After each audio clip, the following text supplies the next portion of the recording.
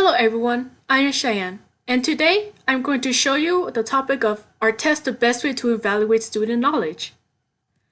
For the introduction, there has been a law passed in 2002 called the No Child Left Behind Law.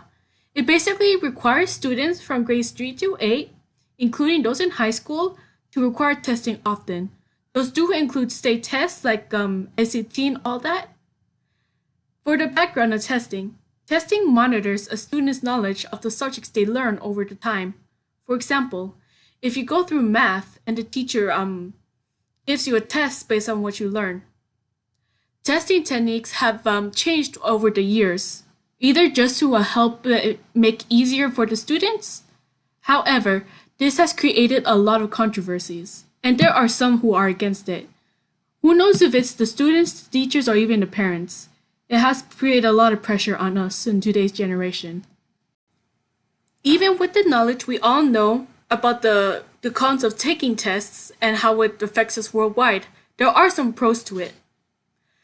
A doctor named Annie Murphy Paul stated that taking tests can produce better recall of facts and a deeper understanding than an education devoid of exams. Basically means if you take tests often, it'll help you remember more of the content you were given a while ago.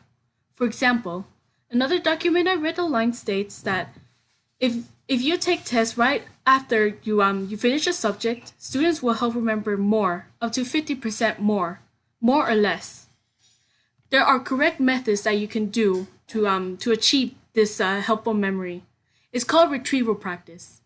Retrieval practice helps students remember most of the information without adding too much pressure. For example, if you have something big, but then like a couple weeks later or a month later you take a test, you won't be able to remember much of the stuff. Doing frequent testing can help a student remember better with the content they were given. Such practices bring on deep learning, which is a method that strengthens memory. Correct test methods can help achieve that. For example, multiple choice questions are possibly the easiest but the least reliable. To achieve this deep learning, you must have critical thinking involved with those tests. Of course, we all experience this. Stress is common. I know I have a fair share of myself when I take tests.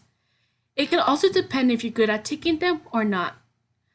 Another set of professors who did in the same study stated that in a November 2001 University of Kansas study found that the vast majority of students do not exhibit stress and have positive attitudes towards standardized testing programs.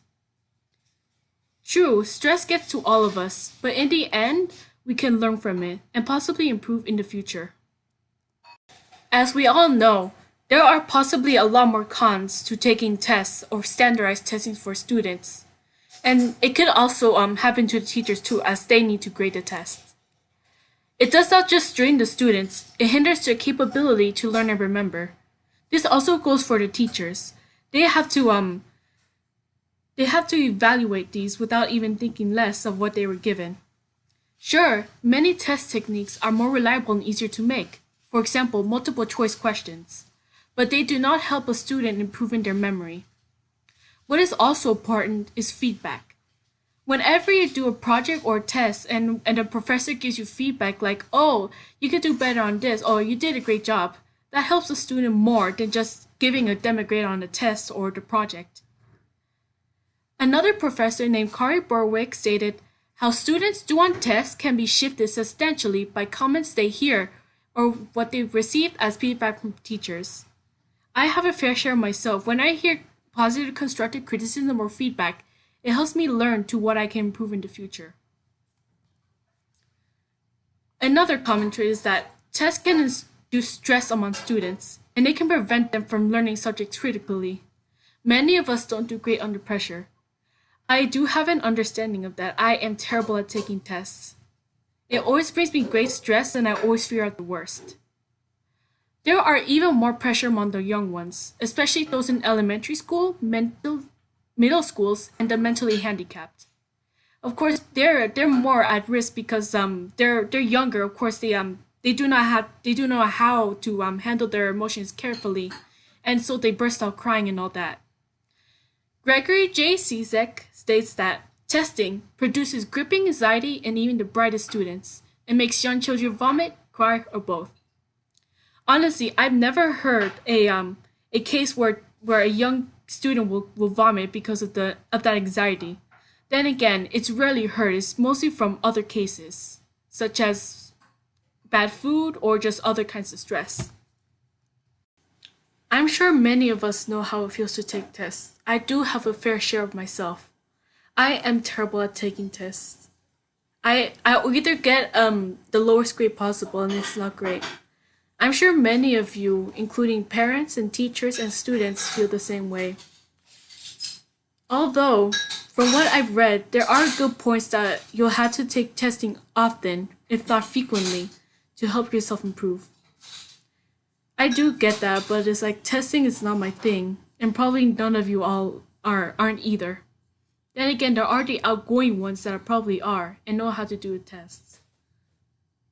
In my opinion, they should probably change the way we do testing, such as from what the earlier sites predicted, they should do more about critical thinking instead of putting on just multiple choice questions, which are easier but they do not help a student learn better.